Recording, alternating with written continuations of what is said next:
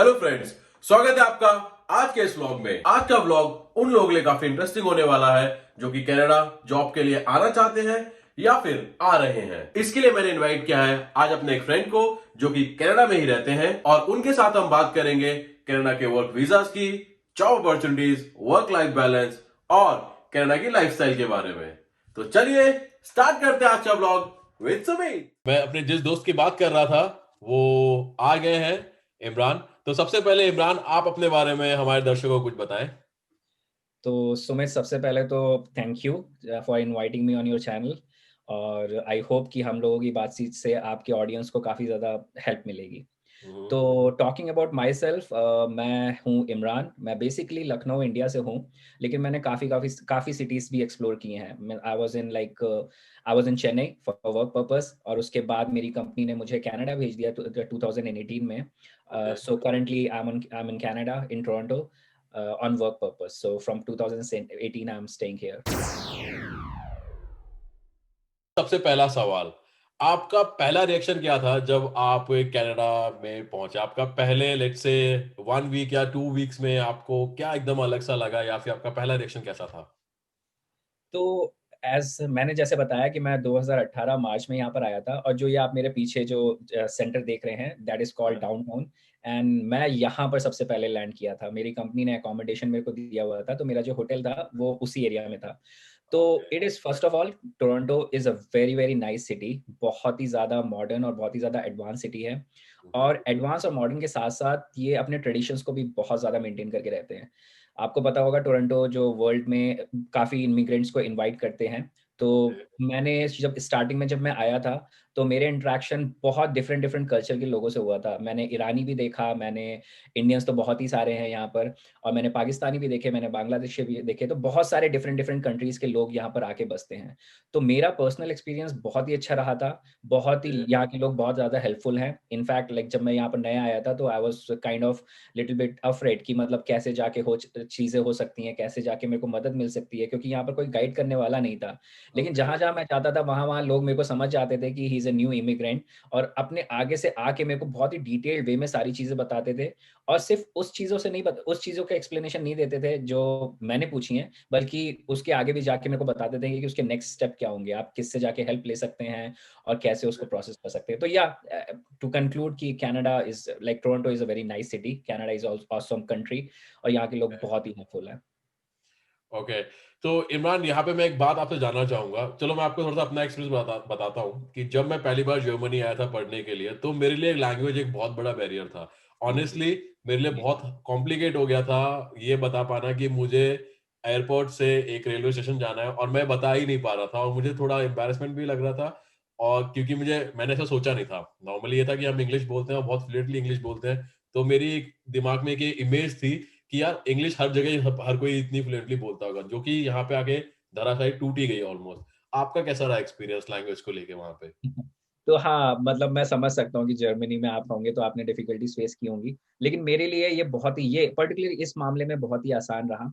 मैं जैसे ही लैंड किया था, तो मैंने आपसे बताया था, मेरे जो कैब ड्राइवर थे वो एक सरदार थे, और जो ऑफ़िसर थे जिन्होंने मेरा सारे डॉक्यूमेंट्स वग़ैरह चेक किया था, वो पाकिस्तानी थे। तो मैं जैसे ही यहाँ पर उतरा, मेरे को बहुत अलग-अलग कम्युनिटी के लोग मिलना शुरू हो गए।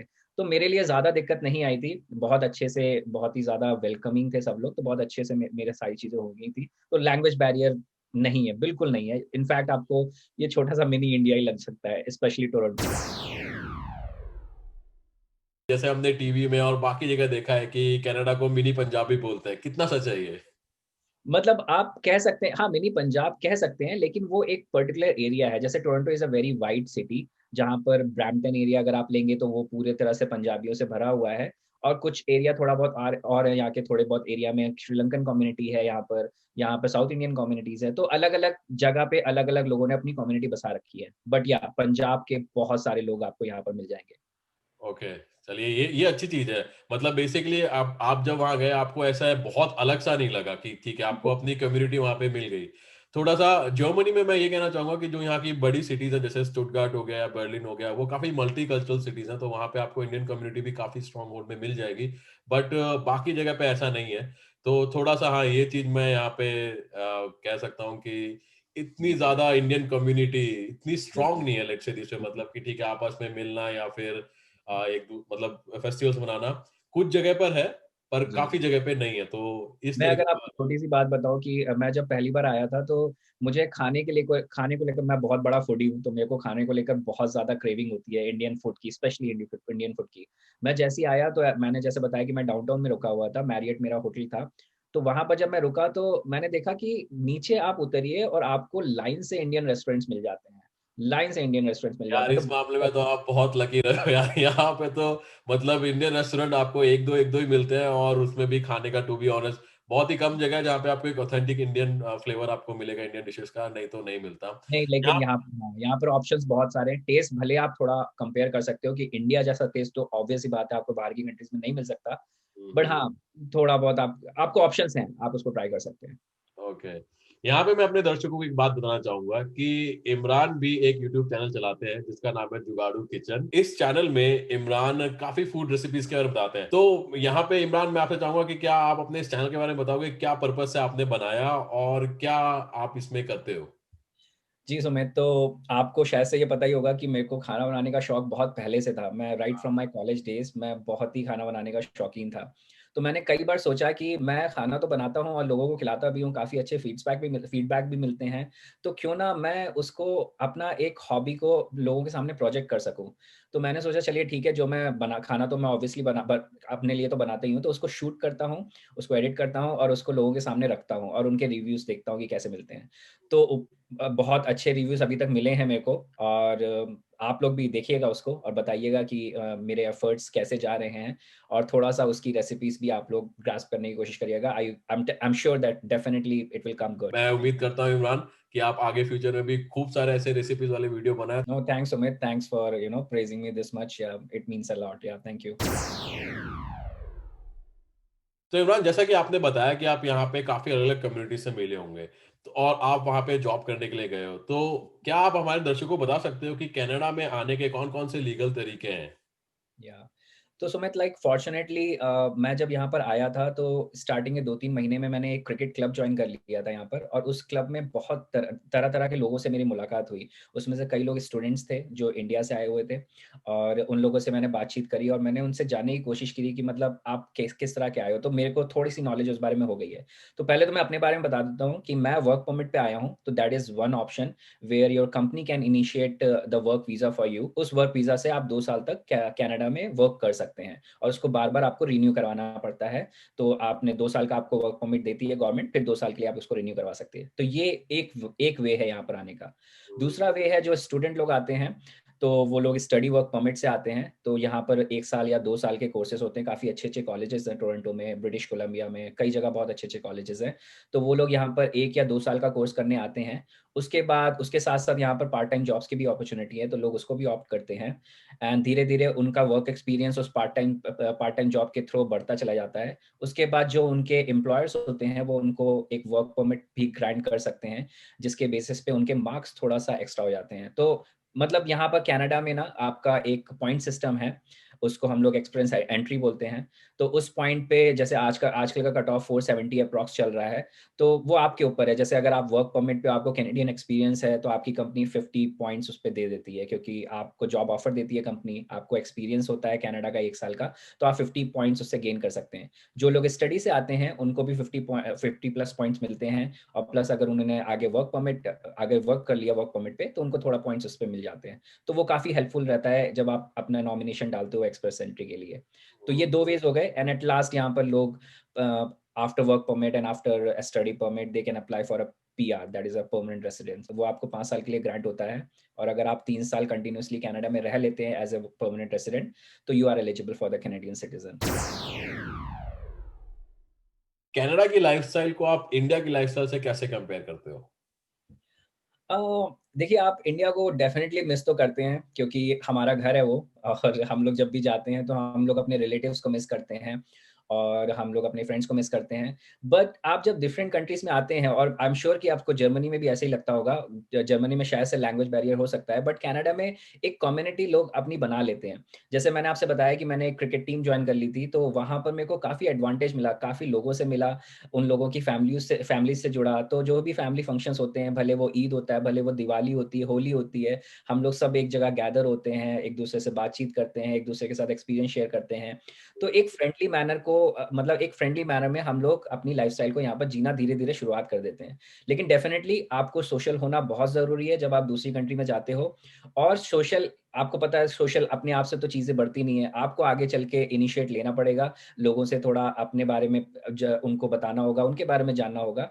तो आपको definitely if you are willing to socialise, then the life in Canada is not that tough. But अगर आप लोगों से मिलना ही नहीं चाहते, तो थोड़ा-सा आपको टफ हो सकता है। बट हाँ, इंडिया जैसी बात नहीं हो पाती है definitely, but it's not that tough also. It is good actually, life is very good here. Imran, जैसा कि आपने स्टार्टिंग में बताया कि आप वर्क परमिट पे आप कनाडा आए हो, तो मैं इसी से रिलेटेड पूछना चाहूँगा आप किस तरीके का वर्किंग एनवायरनमेंट है? और एज़ अ इंडियन जो अभी फिलहाल इंडिया में है और वो लोग जॉब सर्च कर रहे हैं, तो या जॉब या फिर चेंज करने का प्लान कर रहे हैं और कनाडा मूव करना चाहते हैं, तो क्या-क्या तरीके हो सकते हैं और किस तरीके से वो कनाडा आ सकते हैं? तो मेरे लिए तो बहुत आसान था। Basically to give you a background, I am a software engineer as I said, और माय कंपनी इज़ लाइक ज़ सॉल्यूशन। तो उन्होंने मेरा कनाडा वीज़ा इनिशिएट किया था, और जब मैं यहाँ पर आया तो मैं उसी क्लाइंट के लिए काम कर रहा था। वो the clients are here also in Canada. तो मैं उन क्लाइंट के लिए काम कर रहा था, and work environment is very, very friendly. आपका जॉब यहाँ पर 8 टू 5 होता है। उसमें आपको पता होता है कि मतलब this this is the sets of work you have to do, and once you complete that the clients are pretty much okay, कि मतलब जैसे इंडिया में होता है, कई बार आपको एक्स्ट्रा आवर्स भी चीज़ें करना पड़ता है आप टाइमलाइंस मीट करने के लिए। But the lifestyle, the work culture in Canada is pretty much flexible, कि मतलब बहुत ही अच्छे से होता है, एंड क्लाइंट्स भी बहुत ही सपोर्टिव होते हैं यहाँ के, जो मतलब आपको समझते हैं कि आपका वर्क लाइफ बैलेंस और पर्सनल लाइफ बैलेंस बहुत इंपॉर्टेंट है, और उसको एनकरेज भी करते हैं कि मतलब दोनों को आप बैलेंस, दोनों को इक्वली ना आप अच्छे से आगे बढ़ा सकें।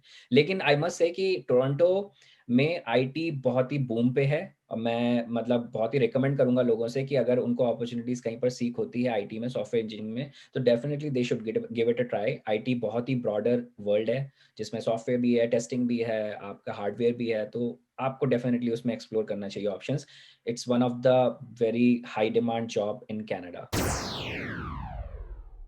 यहाँ पे मैं आपसे एक बात जानना चाहूँगा कि वर्क लाइफ बैलेंस जो है, वो कनाडा का और इंडिया का कैसे अलग है और आपने इसमें क्या एक्सपीरियंस किया? क्योंकि आप वो सेम ही कंपनी के लिए यहाँ काम कर रहे हो और इसी कंपनी में आप इंडिया में काम करते थे और मोर और लेस आपने जैसे बताया क्लाइंट भी वही था। तो आपको क्या यहाँ पे डिफरेंस लगा और क्यों?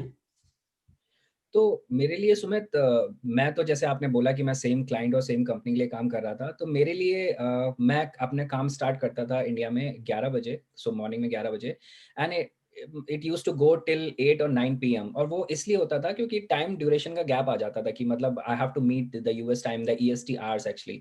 तो आईएसटी आवर्स में वो हमेशा मेरे को थोड़ा सा स्ट्रेच करना पड़ता था 9 और 8 बजे तक, कि ताकि मैं क्लाइंट्स के साथ इंटरेक्ट कर सकूं, मतलब और जो मेरी रिक्वायरमेंट्स हैं उसको मैं कवर अप कर सकूं। लेकिन after I came to Toronto in Canada, my work hours drastically changed actually. Like it used to start at 9 a.m. in the morning and it goes till 5 p.m. तो उससे क्या होता है कि उससे देखिए एडवांटेज क्या होता है, जैसे इंडिया में हम लोग 11 बजे स्टार्ट करके अगर 9 या 10 बजे तक काम करते हैं, तो हमारा कोई पर्सनल लाइफ में थोड़ा इम्पैक्ट पड़ता है, और वो एक बहुत ही ऑब्वियस रीजन है, उसको आप डिक्लाइन नहीं कर सकते, क्योंकि जब आप घर जाओगे, आप खाना खा के उसके बाद आपको आराम करने का मन करेगा। लेकिन अगर आप टोरंटो में देखोगे, जैसे मैं आपको बता रहा हूँ कि मेरा 4 या 5 बजे तक काम खत्म हो जाता है, then I have whole evening actually to enjoy with my family, enjoy with my friends.